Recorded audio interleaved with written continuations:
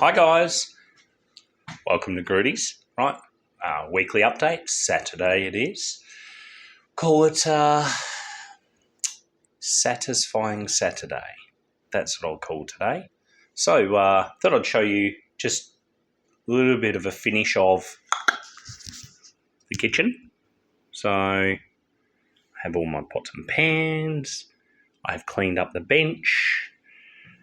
No, anybody out there that thought I would build engines on the bench? No, they're not done. I have some inspiration. The kitty cat is waiting for more food. She's only just got some. She wants more. Right, so yeah. Got to do my lunch dishes. See the small dish area now? Perfect. Alright. Rightio. Everything's all done. Bed's all made. This is what you got to do. A little bit of mess on top of the record player, and I'm in the middle of building an engine, so I've got stuff under covers there. Right. Ooh. Well, this is how anally you've got to be building engines. My lube. Put the top on. Right. Stuff's getting there. We have some more barra parts. Heavy-duty flex plate. We're cleaning an area here so I can put more engines here since I have a few here. So now I need to put a couple more behind the Morris, and then I have to start getting some stuff done on the Morris this week.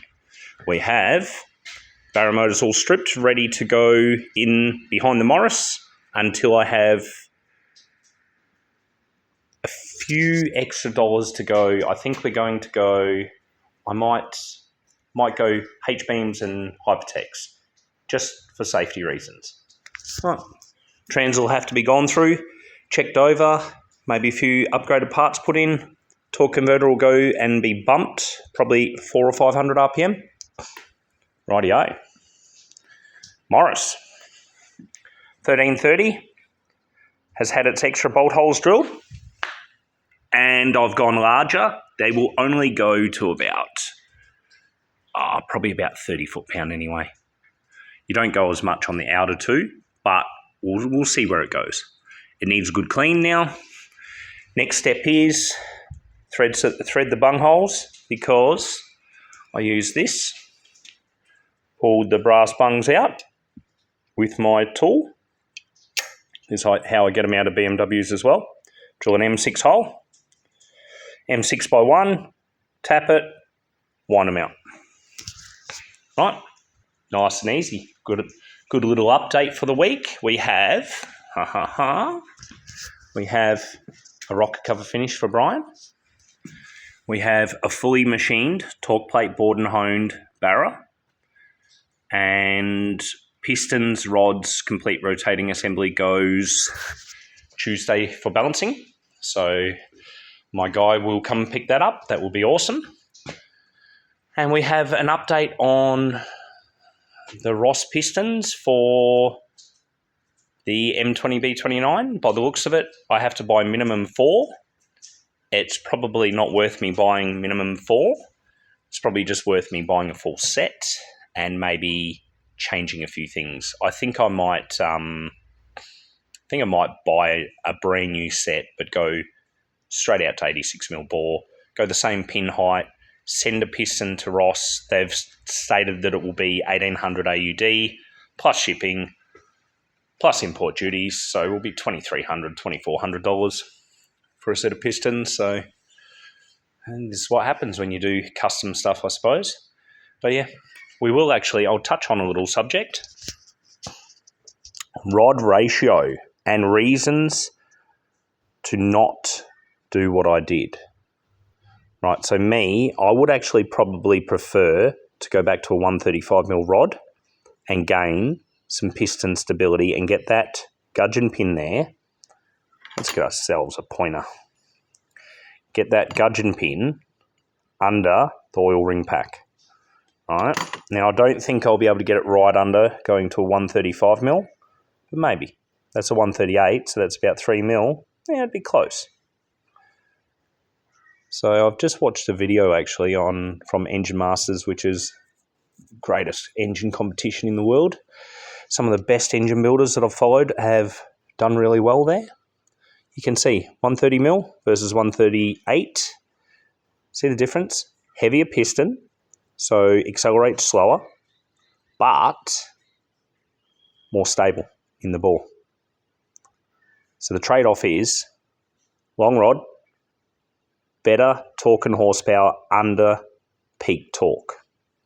Short rod, less torque and horsepower under peak torque, more stable piston,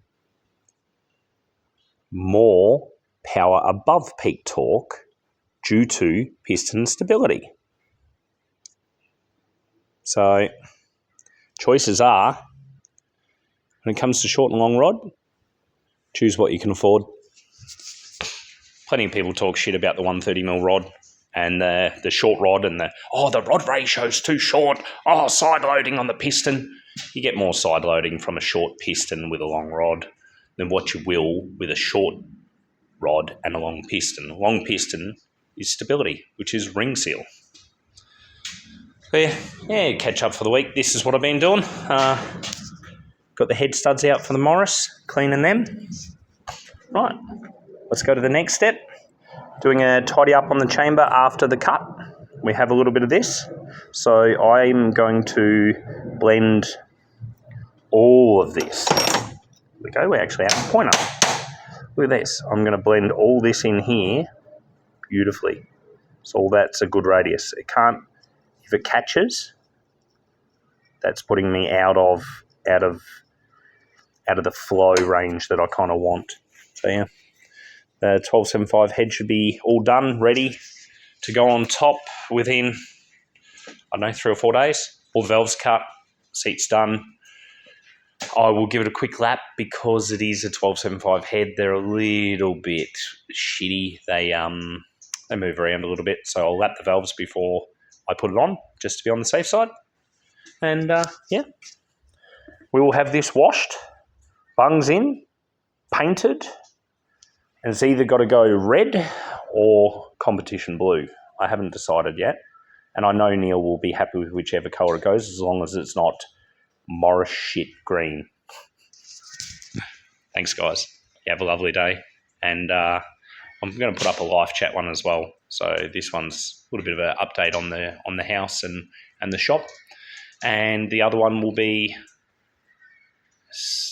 it's a little bit about where I'm at headspace wise, and hopefully it gives some other people ideas how to make their life amazing.